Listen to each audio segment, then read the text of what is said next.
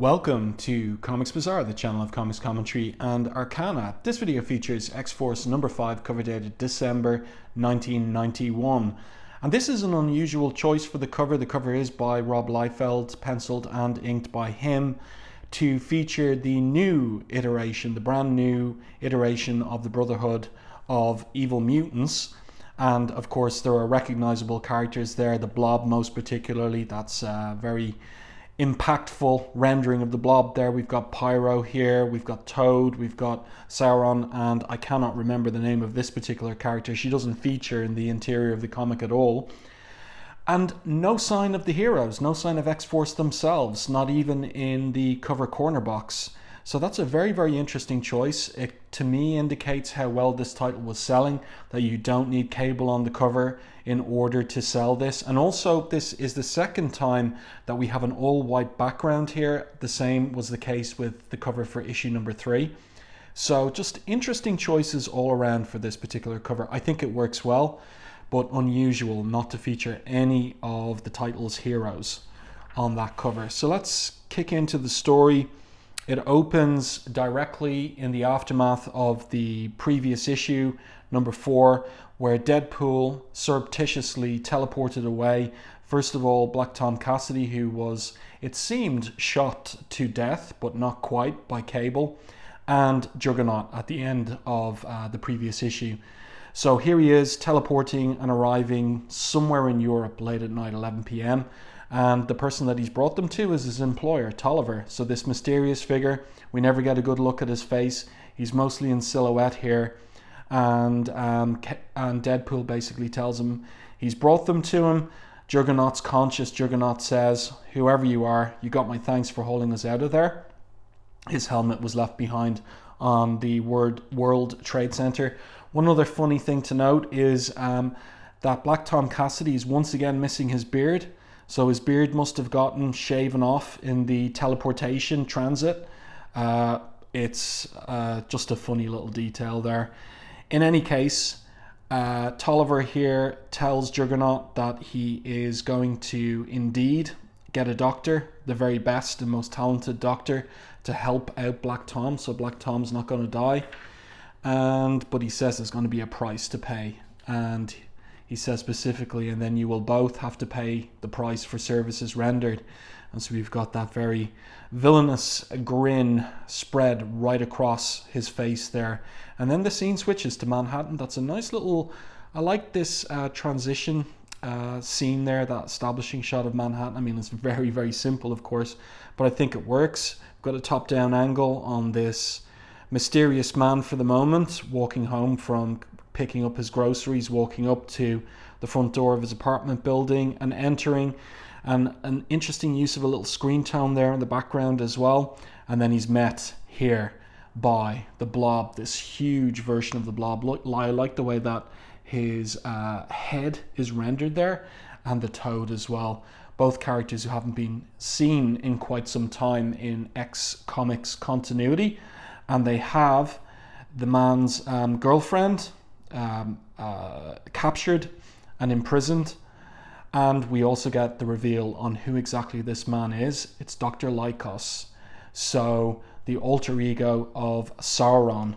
And the title of the story is going to be Under the Magnifying Glass. Rob Liefeld is credited with plot and art. Fabian Nicieza, the words. Chris Eliopoulos, the letters. Brian Murray and Renee Witterstatter credited for the colors. So this is definitely a Brian Murray colored anchor image here. Very distinctive of his coloring that we first came to see in the previous issue.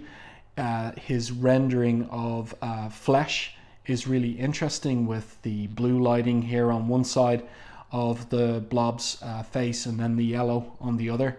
I like it. It appeals to me. I think it's well done, and it conveys like this kind of like late evening light hitting the different characters. And the Blob, or not the Blob, but rather the Toad says here with this big grin on his face too, "We don't ask much of our host really. Our only request is of you is your soul." Now, something I want to say before moving on past the credits page is that although Rob Liefeld is credited with the art, all he contributes to this issue are the layouts. The pencils in the first half of the issue are by Marat Mychaels. So Marat Mychaels is finishing the layouts, Liefeld's layouts. And in the second half of the book, and I'll point out when I think it starts, you actually have Brian Murray finishing or doing the pencils over Liefeld's layouts. And in X-Force number 7, upcoming, you get a retrospective credit for Marat Mychaels for having done the inks for the whole issue. Now, whether he has some help on the inks, I'm not too sure. I have a feeling that Brian Murray might have had a hand in some of the inks on some of his pages. I'll point out those pages. So the credits here are not totally, open about who's done the work on this particular issue. And of course, it would have been disappointing for fans at the time to learn that Liefeld was only providing layouts for this particular issue. So again, like, this is a page here that clearly doesn't feature full Rob Liefeld pencils, and you can see it in the rendering of the side of the Blob's head there, and also even in that close-up there on the Toad 2. It's not exactly Rob Liefeld style, and that's because it's Marat Mychaels doing the penciling.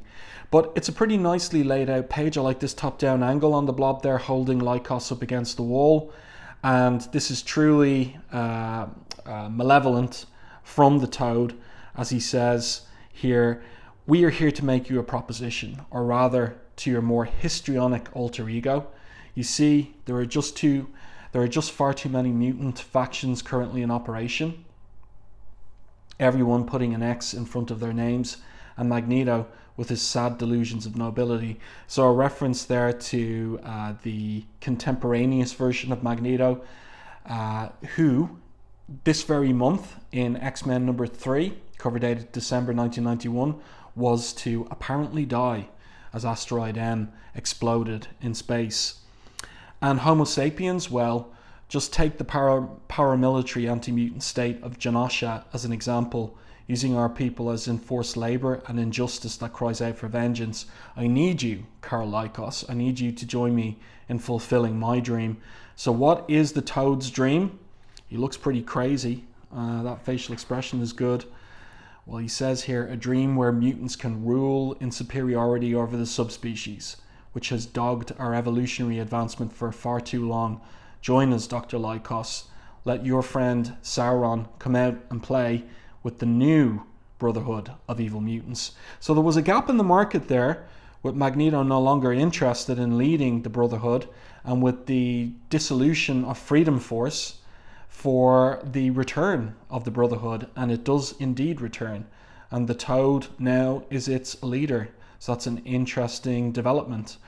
And then we have a scene switch to X-Force's headquarters in the Adirondack Mountains.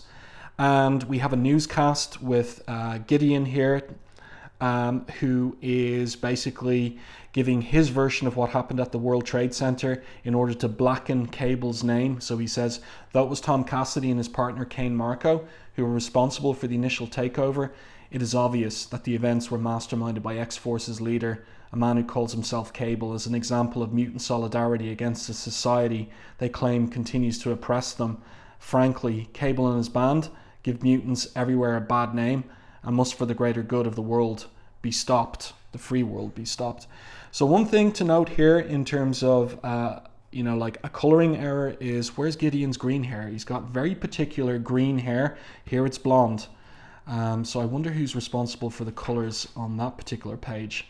This looks like it's probably Brian Murray again here, and on the colors I mean. And so Gideon continues, once and for all, this reign of terror must end on the telecast. So Sam Guthrie here is irritated and annoyed by this. Can't believe that's who Bobby, that's Roberto da Costa, as explained there by Bob Harrison, the editorial note, went to hang out with when he left Xavier's. So that was at the end of the New Mutants title. How long's this been running, Cable, he asks. Cable responds, non-stop since they first did the interview, Sam. So the younger members of X-Force here, the former New Mutants, Boom Boom and Cannonball not at all happy with the reputational damage to the name of the team and them, and indirectly then them themselves, and worried about having Shield dogging Cable and therefore them every step of the way. And Cable here says, Bridge is no friend of ours, Sam, to Cannonball. And Domino says, speak for yourself. Bridge was never anything but a friend to us. So some disagreement there between Domino and Cable regarding GW Bridge, and a hint about the fact that they had a better relationship formerly in the past. And this is an interesting anchor image here of Boom Boom. And of course, we have that trope of the feet not being drawn in properly. But remember what I said, this is a Rob Liefeld layout. So clearly he didn't draw the feet in the layout and maybe expected Marat Mychaels to draw them in, and Marat decided against it or didn't have time to do it or whatever it may be. But Liefeld, contrary to popular opinion, can draw feet, and the reason we don't have them here in my view is just because he was speeding through the layouts and Marat didn't draw them in. So Tabitha says regarding GW Bridge, he wants your hide, Cable, and I'm assuming as a result ours too. And I don't know about you, but my tail is something I'm a little protective about. We're being turned into public enemy number one out there. What are we going to do about it? So that's reminiscent of that time when the X-Men were considered mutant outlaws. And so it's going to be X-Force now will be the X team, that is the outlaw team. As the X-Men have a better relationship with S.H.I.E.L.D., as seen in Adjectiveless X-Men 1 to 3. They have lines of communication open with Nick Fury, whereas it's a different story with Cable and S.H.I.E.L.D. So Domino says, maybe nothing, Boom Boom. Think of what our new rep will do to our opponents. So she's not convinced by that, and neither is Cannonball. You can see that here. And so he gets angry. This is a strange colouring error here with this white band on the top of his forehead and across his nose. Something's definitely gone wrong there in the hand separations for the issue. But on the other side of things, I like the use of white on the side of Gideon's head here, just picking out the highlights of the shape of his face. I think that's really well done. So there's pluses and negatives in the color art, and I'm going to put the negatives down to the rushing involved in getting this issue to the printers on time, and also some errors made by the hand separators, which would be completely out of the control of the colorists, whether it's Brian Murray or Renee Witterstatter. And by the way, I think that's her on the colors on these couple of pages rather than him. So again, you can clearly see here with Cable's face that this is not full Rob Liefeld pencils at all. And again, even more clearly here with this bust close-up on Boom Boom. That's not at all a Rob Liefeld face, so it's Marat Mychaels. Really, you can see his pencils there. So what happens is we get something of a little resolution here where Cable's basically saying to Sam and Tabitha, look, do you want to stay? Do you not want to stay? Because they have family. Sam has family and you have Tabitha, whether you know it or not. But Cannonball says, I'm staying to keep an eye on you and to see things through to the end. And Boom Boom agrees. For now, she says. So then we get a scene switch. You know, there isn't really much in the way of action in this issue. There's a lot of intrigue. There's a lot of scheming and mystery. But we have a few sequences where we've individual characters. We've got spotlights on individual members of X-Force. And in this case, it's Warpath. And there's interesting insight into his motivation here in the first-person narration, where he's thinking back at the history of Native Americans in America and how they made treaties, and the treaties were broken and they were betrayed and their people were massacred and, I suppose in modern terms, genocided. And like, this is something that has really upset him. That's a nice anchor image there of Warpath. And his resolution is, what do I do to revenge your forever yesterdays? He's talking of his people. What do I do to avenge my today? The Hellfire Club, Shaw, Frost, Leyland. They must pay for what they have done, for my loved ones they killed. They must die. Those I align myself with, X-Force, will they ever know, ever feel the fire, the wind, the fury? If I must do this without them, I will. I am Warpath. My people will be avenged. So, interesting. An interesting little designy slashing of an ink brush there in the background behind Warpath. And also this shading, cross-hatching, sorry, not cross-hatching, but hatching out of kind of like shading and silhouette on his body here as well. It's interesting looking. It looks interesting, and I kind of like it. But again, some of the lack of detail here is down to the fact that Marat is working with only probably very rough layouts from Liefeld. And then the scene switches to another new X-Force member, and that is, of course, Shatterstar. And this is Brian Murray coloring for sure here, and I like it very much. But one little criticism I have on this particular page is the narrative captions and the color that they are. Now they're colored in orange because the person whose thoughts we're getting is actually Feral. So Feral is watching Shatterstar training in X-Force's danger room, and she is thinking here to herself, third workout today, he never lets up. What a waste of perfectly good energy. I'm faster than he is, but he's stronger, more determined. And they had a little kind of tussle in X-Force number 2, and we know that Feral has, let's say, the hots for Shatterstar, and so we're going to get a little bit more insight into that in this particular sequence. So she's here thinking, I've always fought for my survival every day. What am I eating tonight? Who's going to try to get me to purr this time? Not him. He was taught to fight as a way of life, to entertain people. Subtle differences, all the difference in the world. That's why he gets me going. Pretty cool. Either I'm going to love him or I'm going to kill him. And then she arrives into the midst of his, well, it looks like it's concluded training session.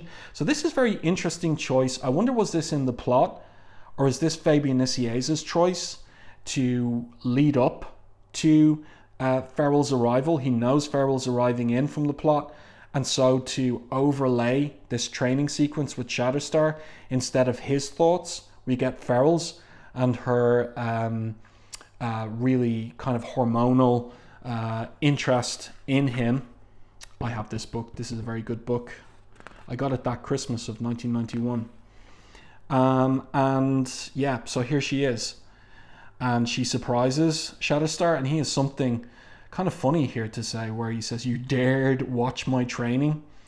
And her response is, yup, I like watching you sweat, Shaddy Buns. So that's one of her pet names for him. He doesn't like it at all, of course. Why do you persist in calling me that? I prefer to be called by my given name, Shatterstar, and I prefer to train in private. So he doesn't like being watched when he's training. It's kind of a funny little character detail. And Feral says, you know, we never finished our little wrestling match in the woods a week ago. So that is the reference to X-Force number 2. And he says, I have no interest in fighting you, Feral.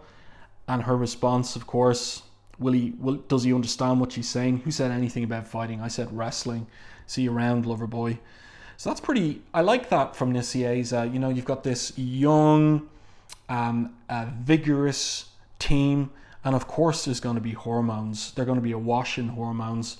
And, you know, you've got that younger teenage readership for this particular title as well. So I think this works really well. It's nicely picked out, whether it's in Liefeld's plot.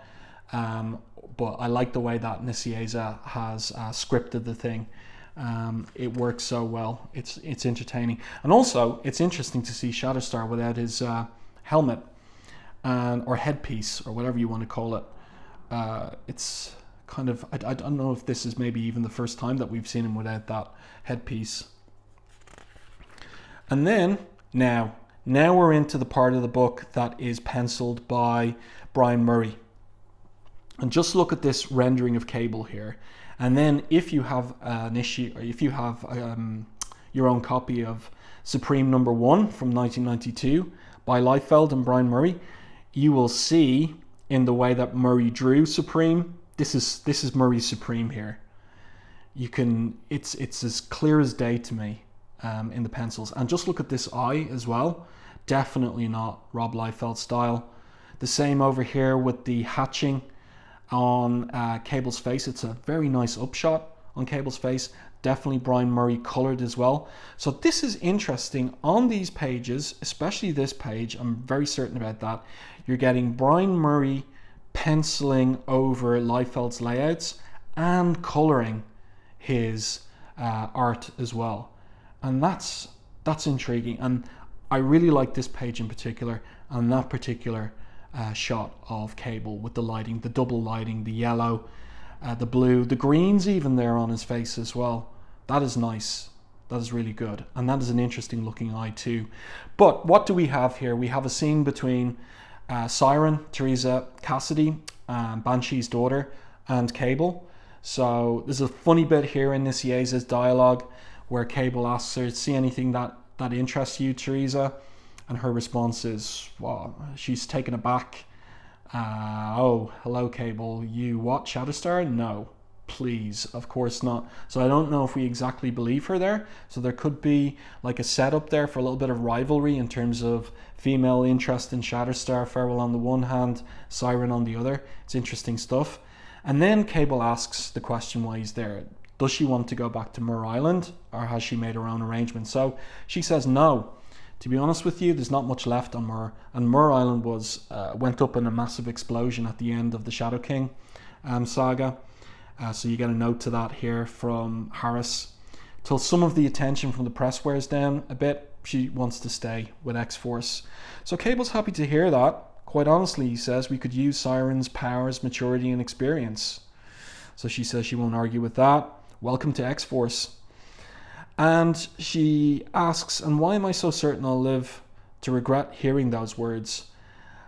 Pardon my bitter, cynical shell. A person can be getting that way, you know, when everything and everyone they've ever loved turns to rot around them.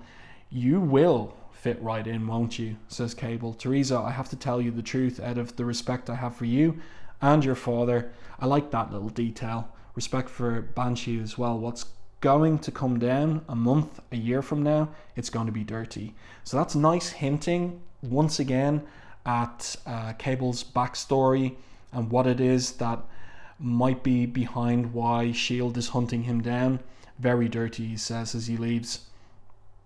And Siren says, Cable, after what the Shadow King made me feel and do on Mer Island, nothing will ever make me feel truly clean again. I can handle it.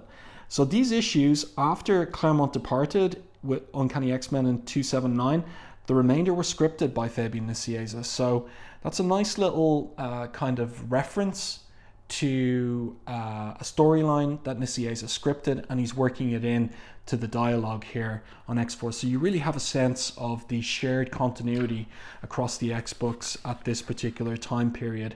And so speaking of S.H.I.E.L.D., just a minute or so ago, here we have a scene switch to Washington DC, and we've got a conference meeting with G.W. Bridge, Henry Peter Gyrick, Nick Fury, and Val Cooper. And so there's a lot of kind of, what would I say, like back and forth in terms of like hawks and doves in relation to Cable. Nick Fury is not interested in indiscriminate sanctions, as he puts it here. He's against the idea that Cable should be hunted down and killed by Bridge, and Bridge isn't into it too, but it's what Gyrick is pushing for. It has been determined, Colonel Fury, that Dr. Cooper's X-Factor is not ready yet to go after Cable. So it falls back on my shoulders, says Bridge. He's not happy about that. That's all well and good, folks, he says. I mean, hip deep in it. It's where I make my living, but I have a past with Cable. You know it, and I know it. That's why we put you on the assignment, GW, says Nick Fury. That's a very Brian Murray face there on Nick Fury. If you are saying your past acquaintance with the target in any way interferes with your, he's about to say, job, but Val intervenes and says, Henry, please give it a rest. What Agent Bridge is saying is that he's not about to pull the trigger until he knows why he's shooting. Terrible, isn't it, Henry? Spies with consciences. That's interesting. like this debate that's been had amongst these government and spy agency operatives regarding cable's future, but no actual, firm indication of what it is exactly that they're going after cable for. And then GW Bridge catches them up to speed with what he knows so far, that he's interrogated Weapon X. He doesn't know anything about Cable's activities. There are still others I haven't reached yet. That looks like Domino there. We don't have forever. Every action those X-Force characters take makes it that much more difficult to establish a legitimacy for the mutant community. I think there's a mistake here in the lettering. I think that these two balloons should be spoken by Val Cooper. So that's a little error. And again, another indication of the fact that there was no time to correct that particular error. Then, who says this? I think it's probably, it's Gyrick says this. Why bother, Valerie? I've always maintained mutants represent a threat to the national security. And so where's he going with this? Like, he's the hawk in this meeting, and he says, my recommendation to the president is going to be to reopen Project Wide Awake. It's ready to go back online. What it boils down to, Cable, says Gyrick, is that one way or another, you're going down. So they're going to get some Sentinels onto the job as well. So that is ominous, reopening Project Wide Awake. And also there's a little reference to the collapse of Shaw Industries. And so this is interesting too. It's intriguing, where he says, we've recently reacquired the financial backing we've needed since Shaw Industries collapse. Project Wide Awake is ready to go back online. So who is the financier of putting money again into Project Wide Awake? The connection between Shaw Industries, Sebastian Shaw, and Project Wide Awake goes all the way back to Uncanny X-Men 142, the very last page of that. It was the interview between Henry Peter Gyrick, Sebastian Shaw, and the president.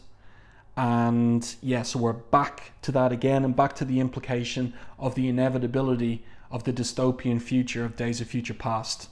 And now our scene switches back to where the story began, Manhattan, an abandoned Hudson River warehouse. And we've got this strange machinery here, and we've got Lycos and his girlfriend strung up upside down.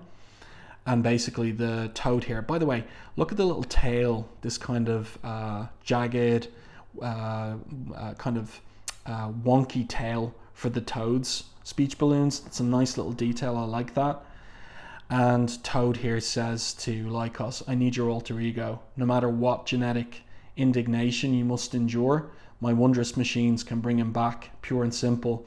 And Lycos says, but in order for Sauron to emerge, someone's life essence has to be drained into me. I'm not a doctor, says Toad, with a completely green face. So I wonder what's going on there. I mean, like, in terms of implying his malevolence, the green color works, but again, it's another color error in the way that the thing was hand separated. I'm putting the blame on the hand separators for this one, because they wouldn't know what they were coloring, but in any case, or what they were cutting out the colors for. In any case, he continues and says, I'm not an idiot, doctor. Despite appearances to the contrary, someone's life force will serve to feed you. That of your precious loved one, Tanya Anderson. So she's going to lose her life now to bring back Sauron. So the machine is cranked up to full power. The process, the transformation process begins. Got lots of Kirby crackle here in these two panels on the bottom of the page. And Sauron emerging upside down from Lycos's head. That's nicely done there, I think. I like that. And then we get past the letters page here. Everybody happy with the issue so far? And we got to turn this one to the side for our huge anchor image of the re-emergence of Sauron. Just make sure that you can see all of that on camera. Yeah, that's nice. That's pretty good. So the Blob is impressed. Sauron here, hunkered over and then opening up his wings.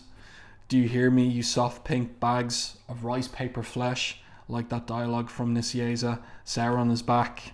Indeed, says the toad on the ground. That's nice stuff. But this is a weird choice here from Liefeld with the layouts. So you've got Tanya there with the Kirby crackle around her and the blank eyes. So I think it just is to communicate that she's dead, that she has been drained. But it's odd to see it there at the end of the sequence. Next, Toad makes a pact with the Morlocks. That means big trouble for X-Force. So that's our cliffhanger. Well, I do hope that you enjoyed this review and commentary on X-Force number 5. Let me know what you think about this issue in the comments to the video. If you enjoyed my review and commentary, please like the video on YouTube. It really helps the channel. And if you haven't done so already, subscribe to the channel and stay tuned for more content like this.